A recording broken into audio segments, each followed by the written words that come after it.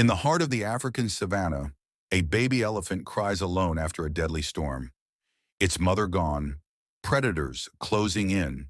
But just as nature seems ready to finish what had started, an old battle-scarred lion steps out of the shadows and does something no one human or beast could ever expect. The storm arrived without warning, rolling over the endless plains like an unstoppable forest. Winds howled through the savanna, bending acacia trees to their breaking points, sending dust and debris swirling into the air. Lightning split the sky with blinding flashes followed by cracks of thunder that shook the very ground. The herd of elephants, once a single unit of strength and wisdom, now moved in. Desperate panic, the older ones trumpeted warnings, their massive feet pounding against the soaked earth. But the storm did not care for their cries in the chaos. A baby elephant, barely a few months old, skin still soft with youth, struggled to keep up the rain battered against its small frame, making every step heavier, every breath harder. It called out its high-pitched cries, lost in the cacophony of wind and roaring thunder. Somewhere ahead, its mother fought against the elements, her massive body blocking falling branches, shielding her calf from the fury of nature itself. But fate was cruel. A weakened tree, its roots loosened by the storm, groaned and cracked before toppling down. She tried to move, but the weight of her own protection became her undoing.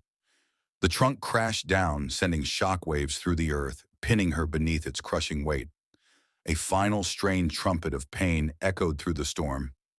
Before silence fell over her still form, the baby now alone stumbled backward in fear.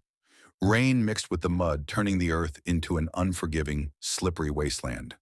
It turned in frantic circles, searching for its mother, for its herd, for anything familiar. But there was nothing, only the storm, the wind, and the unknown stretching endlessly before it. The herd had moved on, their survival instincts forcing them forward. The storm had stolen everything as the night dragged on. The baby wandered aimlessly through the rain-soaked plains. The sky had quieted, but the air remained thick with danger.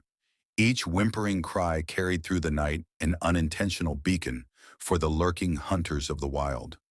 The shifting grass revealed glowing eyes, hyenas, watching with patient hunger. High above, vultures circled already, anticipating the end in the distance. A pride of lions moved as shadows against the moonlit horizon. Their ears pricked at the sound of weakness, but not all hunters were the same. From the depths of the tall grass, a lone figure emerged, moving with slow, deliberate steps. An old lion, his golden fur dulled by time. His body marked with the scars of battles lost and won. Once a king of a great pride, he now roamed alone, an exile stripped of the title he once bore. The scent of fresh prey lingered in the air, but something in the sound of the baby's cries made him hesitate. It was not the desperate shriek of an injured antelope, nor the final death wail of a wildebeest. It was something else, something fragile. He approached with silent authority, his amber eyes locked onto the trembling form of the elephant calf. The baby, weak and drained, lifted its head to meet the gaze of the predator. Before it, instinct told it to flee, to run, but exhaustion had already won the battle. Its legs wobbled, its breath came in shallow gasps, and as the lion moved closer, it could do nothing but brace for the inevitable. The lion did not pounce, instead he stopped. The wind ruffled his thick mane as he simply stood over the baby, watching the calf. Flinched at first, its body shivering against the cold night air. But the lion made no move to harm it, no snap of jaws, no tightening of claws.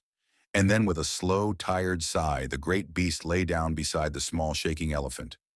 The night stretched on the baby, too exhausted to question, hesitated for only a moment before leaning into the warmth of the lion's body.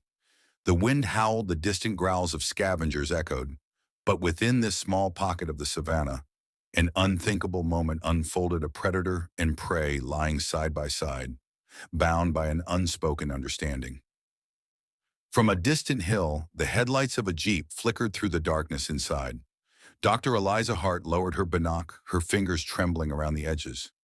She had spent years studying the unbreakable laws of the wild, the hunt, the survival of the fittest, the merciless cycle of life. But this defied everything. She thought she knew. She reached for her camera, her heart pounding. Whatever this was, whatever force had brought these two together, she had to capture it because in the vast, unforgiving wilderness of the African savanna, something extraordinary was happening, and the world needed to see it. The days that followed were painted in the harsh tones of survival. The storm had passed, but the savanna remained cruel and unforgiving. The sky, once split by thunder and lightning, now stretched endlessly overhead. Hot, merciless, and cloudless, the once soaked ground hardened beneath the beating sun, and in the silence left by the storm, nature reclaimed its rhythm, a rhythm that demanded strength, cunning, and above all, sacrifice. Kumo, the old lion, stood as an unlikely sentinel beside the young elephant. His body, aged and weary, bore the signs of a life hard lived. His fur was matted and thinned around his flanks, his ribs faintly visible beneath a fading golden coat.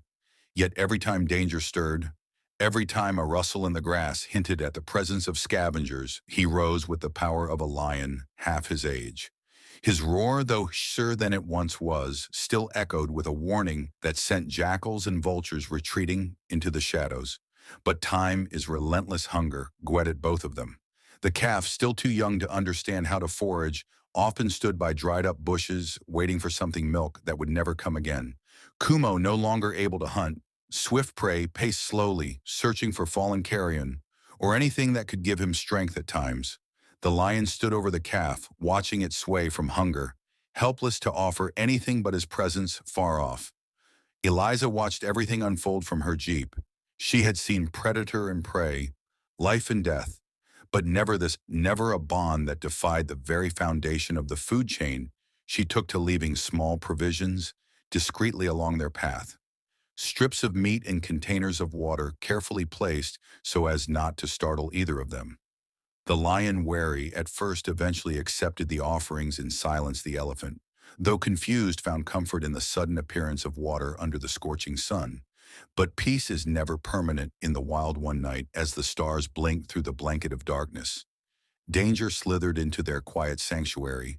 A pack of hyenas, eyes gleaming and teeth bared, crept closer. The laughter, high-pitched and chilling, cut through the stillness. Like a blade they had been watching for days, waiting for weakness to reveal itself, and now in the moon's pale glow, they saw their chance. Kumo rose, slowly, the stiffness in his joints betraying his age. But the fire in his eyes remained as the hyenas lunged.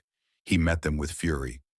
He pounced into the chaos, his claws slicing through the air, his jaws clamping down with savage precision. The calf stood frozen, trumpeting in terror. Blood splattered across the dry grass as Kumo fought alone, surrounded and outnumbered. He bit, he slashed, he roared. Wounds opened on his legs and back, and still he did not fall from a distance. Eliza saw the flash of chaos erupt. She acted instinctively, igniting flares and firing them into the sky. The sudden bursts of fire and light startled the hyenas one by one. They scattered, retreating into the dark, leaving Kumo standing bloodied and heaving, triumphant but broken.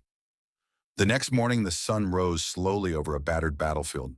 The calf lay beside Kumo, its head resting against his man. Eyes wide with worry, it could not name Kumo. No longer stood tall, he moved slower, limped heavily, and spent long hours simply resting his head on the ground. But the bond between them only deepened. The calf began to follow Kumo's every step, stumbling where he stumbled, mimicking his pauses, even attempting to roar. Though what came out was more a squeal than anything else, it nuzzled him often, playfully wrapping its trunk around his leg or lying against his side during long naps. Under the sun, in the heart of the wilderness, predator and prey had become something more family, but Eliza saw what time was stealing. The lion's breaths were heavy now, his once bright eyes dimming with fatigue. His wounds, though not fatal, refused to fully heal. Food became harder to find. He stopped exploring as far, choosing instead to remain close to shaded areas. The calf, unaware of the ticking clock, continued to grow stronger each day. But Kumo was fading. Eliza, torn by her role as both observer and protector, sat nightly in her vehicle, gripped with guilt. She could intervene, rescue the calf, bring it to a sanctuary, give it safety, but doing so would mean ripping it away from the only family it now knew. And for Kumo, it would be the final act of solitude. She watched them as dusk turned the sky to gold. The lion lay on his side, the calf resting beside him. Despite the ache, the hunger, and the wounds, there was peace in their stillness. A bond had been forged in storm pain and defiance. And though the savannah showed no mercy, it had for a fleeting moment allowed something rare to